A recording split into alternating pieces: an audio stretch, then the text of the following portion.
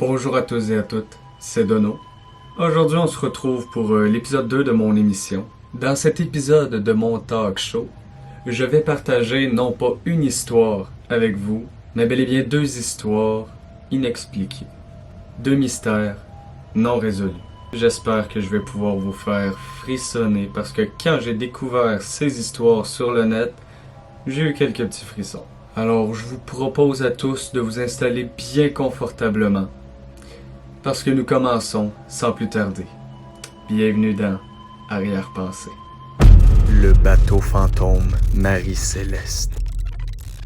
Le 4 décembre 1872, un navire aux couleurs de l'Angleterre et des États-Unis, le Marie-Céleste, fut retrouvé à la dérive dans l'Atlantique.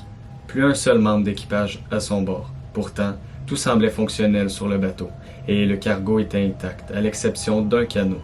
Il était utilisé, semble-t-il, de manière ordonnée, mais pourquoi?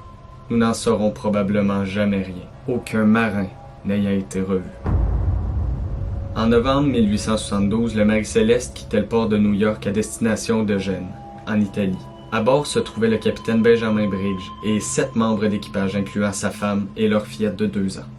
Le navire transportait assez de provisions pour les faire tenir 6 mois, et on y trouvait même une machine à coudre et un piano droit. Les analystes s'entendent pour dire que l'abandon complet d'un navire en parfait état de naviguer nécessite un événement dramatique. Toutefois, la dernière entrée dans le registre du Marie-Céleste ne montre rien d'inexplicable, rien d'inhabituel. Tout était comme il était supposé être. Au cours des années suivantes, quelques nouvelles théories ont vu le jour. Était-ce une mutinerie? Des pirates? L'attaque d'une pieuvre géante ou d'un autre monstre de mer? Au cours des dernières années, certains scientifiques ont suggéré que les vapeurs d'alcool à bord auraient pu causer une explosion qui, résultat d'une anomalie scientifique, n'aurait laissé aucune trace d'incendie, mais assez terrifiante pour qu'une évacuation rapide soit aussitôt lancée. Des statues vivantes. Entre 1917 et 1928, un demi-million d'individus souffraient d'une condition médicale épouvantable, digne d'un film d'horreur. Les victimes, bien vivantes et totalement conscientes, se retrouvaient malgré elles, inexplicablement gelées, leur corps statique, emprisonnant leur esprit. L'encéphalite léthargique, ou maladie du sommeil, est apparue en Europe et s'est rapidement répandue sur le globe, atteignant des degrés d'épidémie en Amérique du Nord, en Europe et en Inde en 1919. Le tiers des gens infectés ont succombé. Près de la moitié des survivants ont éventuellement été capables d'interagir physiquement avec leur entourage, tout en demeurant bien conscients de leur environnement. Parfois capables d'élocution limitée, de mouvements des yeux ou même de rigoler. Ils s'apparentaient de manière générale à des statues vivantes, immobiles pendant des heures, des semaines, voire des années.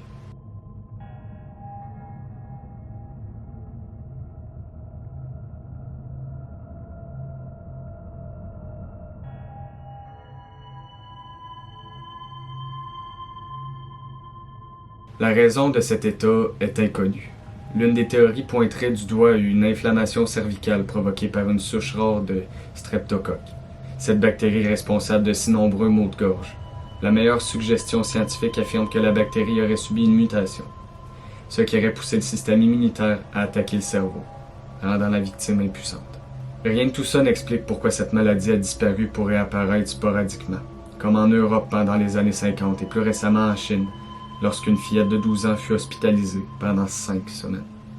Est-ce que ces occurrences doivent être considérées comme normales ou est-ce un signe que l'encéphalite léthargique pourrait se répandre de nouveau? En 2004, l'analyse des cas de 20 patients affichant des symptômes remarquablement similaires a permis de conclure que le mal dont ils souffraient est toujours présent. Voilà pourquoi cette maladie du sommeil demeure un véritable cauchemar.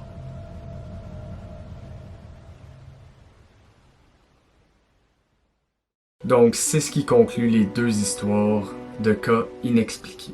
Ça n'a pas été comme l'épisode 1. C'était pas forcément effrayant, mais plutôt on ne comprend pas, et encore à ce jour, on n'a pas de réponse à ces deux mystérieux cas quand même. J'espère que la vidéo vous a plu.